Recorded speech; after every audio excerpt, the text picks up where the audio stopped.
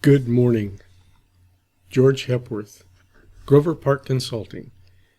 In this video, I'm going to talk about optimizing access interfaces for editing of data using remote SQL Server, hosted SQL Server, or SQL Azure. Many of these concepts would also apply to remotely hosted access backend, although that's not the focus of what we're talking about today. Optimization is a multifaceted process. It can include everything from appropriate indexing on tables to managing your network connectivity, as well as some specific things you can do in Access. All of those are important to managing the successful optimization. This video focuses only on one aspect of that, which is implementing an interface to minimize the number of records your application has to move across the network for editing. In other words, when you're working with a remote backend, the number of times you make a call to the database for data matters, but even more important, I think, is the amount of data you try to drag back across the network to work with locally. I'm going to focus on one method by which you can minimize that data pool. Let's look at the sample. The sample database for this presentation is the Lander Trail Foundation's Mobile Library Catalog. You'll notice that I have added a label remote to the interface here. That's because in the previous version of this video, I had inadvertently left the Access front end connected to the local SQL Server database on my computer, and the performance I was seeing was marvelous, absolutely marvelous, but not quite realistic. I have reconnected the application to the remote server and put the reminder to myself here that that's where we're working. That means you'll see realistic performance today. The Lander Trail Foundation currently has a catalog consisting of 1,929 book titles. Here, this is a cascading combo box between categories and publications. It interacts with the alpha or alphabetic filter to limit the number of records from which the user must select. The idea here is to minimize the number of records that are being pulled back, but also to give the user a more efficient interface from which to choose a book for editing. If you want to see more about how this is accomplished, there is a companion video on my YouTube channel, and I'll post the link in the description. Let's start by selecting a category, and I'm going to pick one that I know has a significant number of books in it. One thing I want to point out as I'm working here is the relative time it takes to update that combo box for publications.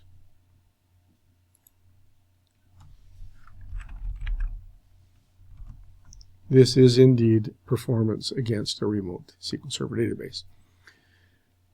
So now that we have selected a subset of publications in this category, we can pick from one of them to edit it. I have offered the user two additional options here. One is to select all publications. I won't demo that now. I'll demo that later in the presentation.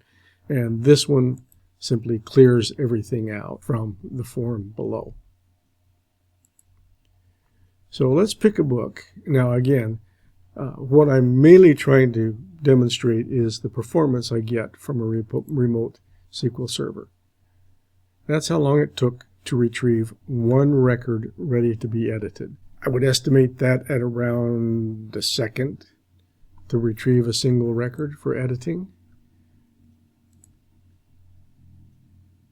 And the update. To me, that is not great performance, not marvelous performance, but it's acceptable performance.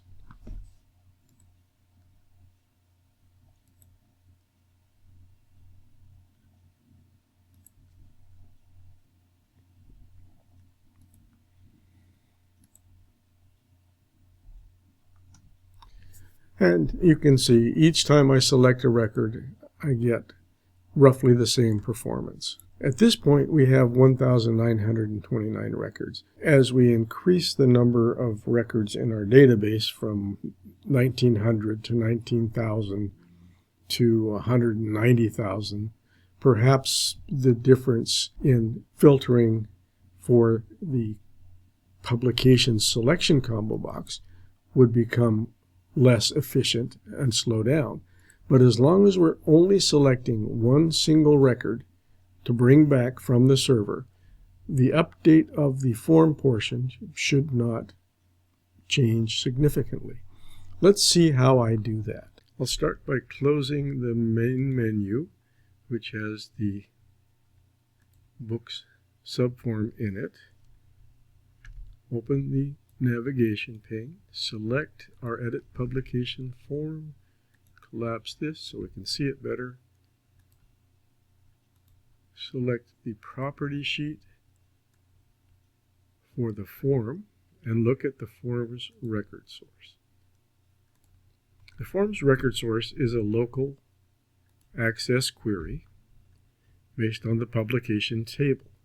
The part that I want to talk about or demonstrate here is a technique which I have used for several years to filter a query for use in an editing situation. It involves the use of a temp var. The logic here is this. If the temp var is equal to 0, use 0. If the temp var is anything else, any other value other than 0, use the publication ID for each record for our filter. The criteria is use whatever is in this in clause. The where clause, or the criteria, matches one of those two options. If the 0 has been returned because we've selected all publications, then 0 will match 0. 0 equals 0 returns all of the records in the entire table. Otherwise, the temp var, which we returned, will equal the temp var of will equal the publication ID of one and only one record and return that record. This method allows me to return all records or one record. It does not allow me to return 2 records, 3 records, 4 records. I want to make it impossible for the user to load 2, 3, 4 records if in an editing form, because they're only going to be allowed to edit 1 record at a time. If the user is feeling frisky and wants to look at all of the possible records in the entire table, this option allows them to do that. If I were in a production environment where I thought that might be dangerous, I would eliminate the all records option and strictly filter the publication ID for each record against the value of the temp var. One of the advantages of this technique is that it decouples this query from the combo box on the form. The combo box sets the value of the temp var, but once it's set, we do not have to have that form open to see a result back from this query. Let's look at how that temp var is set.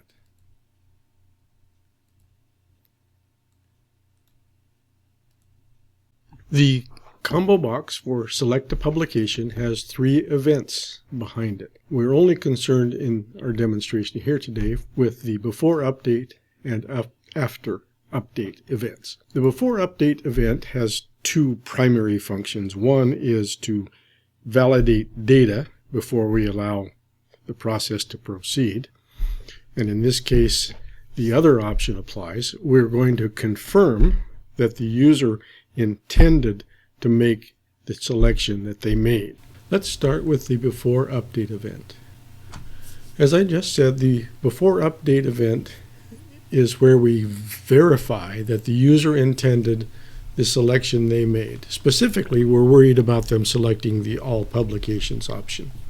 The first thing we do is set the value of the temp var. The value set is either a publication ID or 0 if nothing has been selected. Remember that 0 is also one of the possible selections within that combo box, 0 meaning all publications. This is the verification step. If that temp var has the value of 0, meaning the user either did not make a selection at all or that they selected 0, all publications, we're going to prompt them and say, did you mean to do that? You really want to see everything? We give them a more polite message. Selecting all publications will return, and we show them how many records are in that table, warn them why we don't want to do it, give them the opportunity to continue or the opportunity to bail out before they send off for everything in the table. If they select the command button OK, that returns the value VBOK, which is true, or OK, or yes. Nothing happens. We just drop to the end and we're on out. However, if they select VB cancel, we cancel the event, we cancel the update, we undo that selection, which would be 0, set the value of our temp var to a -1 so that no records will match. That ensures that we get nothing back in our form's record source for editing, and then we drop on out. Just to repeat the high-level logic, we check the value of the combo box that the user selected. If they selected all publications, we give them a chance to bail out or confirm that they want to edit all of the records in one big chunk, or we let them bail out and refuse to return any records at all. The after update event will fire if the user did not cancel it in the before update event. So this will only happen if the user did not cancel it in the before update event. It does a couple of things. First, it requeries the form's record source. The form's record source is the parameterized query, which uses the temp var that I demonstrated a few seconds ago to filter either all publications or one publication, which populates our form. Then it goes ahead and says, show the navigation buttons. Actually, in production, I would say, show me the navigation buttons if they have selected everything, because I need to know where I am in that enormous record set. Or if they have selected one specific publication, we don't need the navigation buttons to let them go someplace else where we don't want them. For this demo, I permanently enabled the navigation button. So between the before update event and the after update event, we set a temp var value so that it filters the form's record source, either to allow all records or one record, and then we requery the form to get that updated record source. That's really all it takes.